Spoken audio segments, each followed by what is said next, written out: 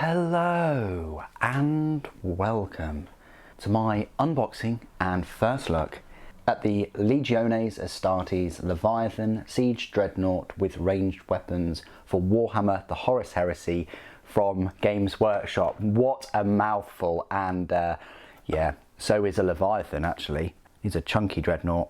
This Leviathan dreadnought will cost you £47.50, which is the same price as the Leviathan dreadnought with the close combat weapons. The only difference is the other Leviathan is currently sold out on Games Workshop web store. Well, it is as of Saturday 20th of August at least. Super, what's the difference between this one and the close combat one? Well, there's a clue in there, in that the other one has either a claw or a drill or two of the same. This one, you're only getting one type of weapon each. So the Grav Flux Bombard, the Leviathan Storm Cannon, or the Cyclonic Melter Lance, which is right here. I'm not a massive fan of the Melter Lance just because I can see that awful join in the part inside all of those barrels, but I'm hoping it's not too bad. But that's the main difference, is just the weapon sprue. You can get the weapon sprue separately, so if you want to double up on autocannons, you can do. Let's unbox this though and have a look at that new sprue. I will be picking up a couple more of these ones, these Leviathans, as part of the forces as we go on.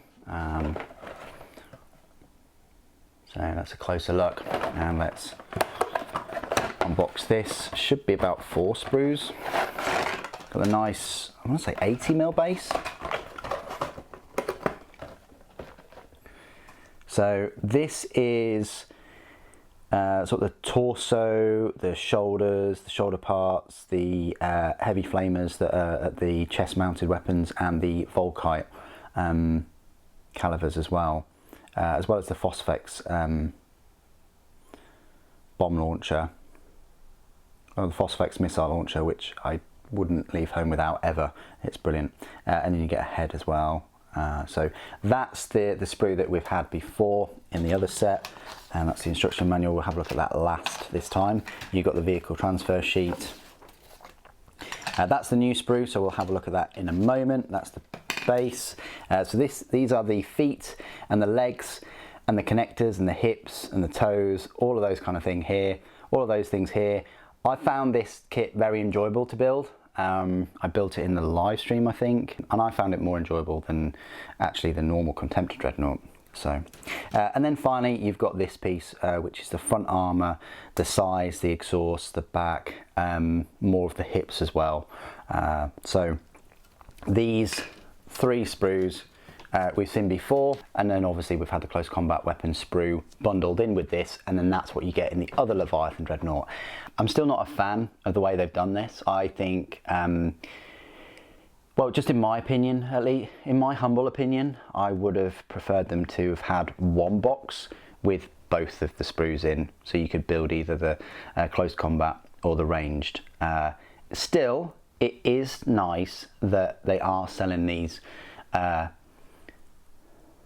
weapon sprues separately. And what is also very nice compared to the Contemptor sprues is you actually getting these shoulder parts with both of the weapon sprues, which means if you magnetize them like I do with this knob here, then you can just keep buying different weapon sprues, either this one or the close combat, and they'll always be able to fit and magnetize, whereas that Contemptor, you can't do that. If you choose that, where the Contemptor, you can't do that because you don't get that shoulder little piece in with the sprue too.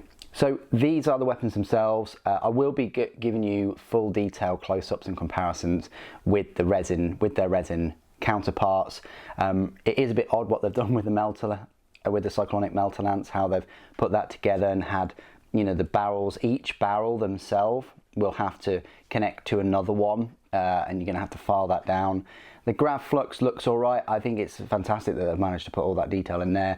Likewise, that they've done one mold with all of those differences and things in the storm cannon. Still not quite as much depth as the resin, especially in the ammunition feeds, I can already tell, but we'll have a close look at those when I compare it to the resin parts.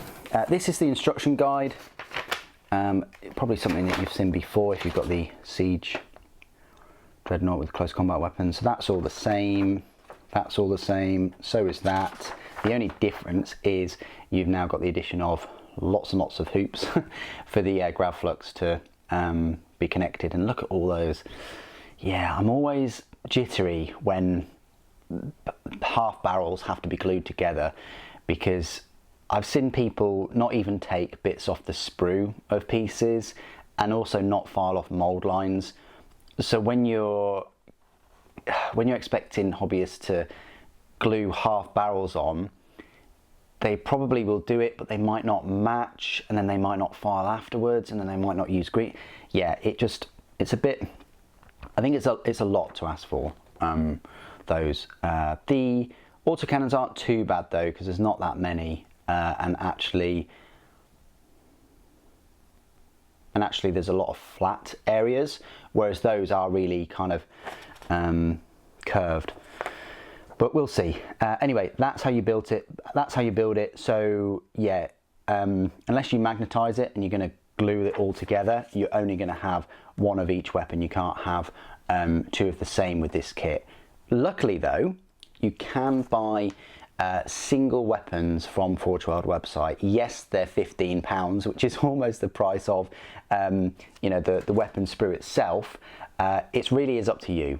If you want to pay that little bit extra and get the full weapon sprue and plastic from GW, you can do that. Or if you want to save a little bit of money and get one particular resin weapon that you can magnetize, there's also that option, which again, like the Contemptor, they don't have anymore. You can't just go out and buy a, you know, 2 Contemptor las cannons for £30. Instead, you're going to have to pay £32 for, you know, both of the sprues.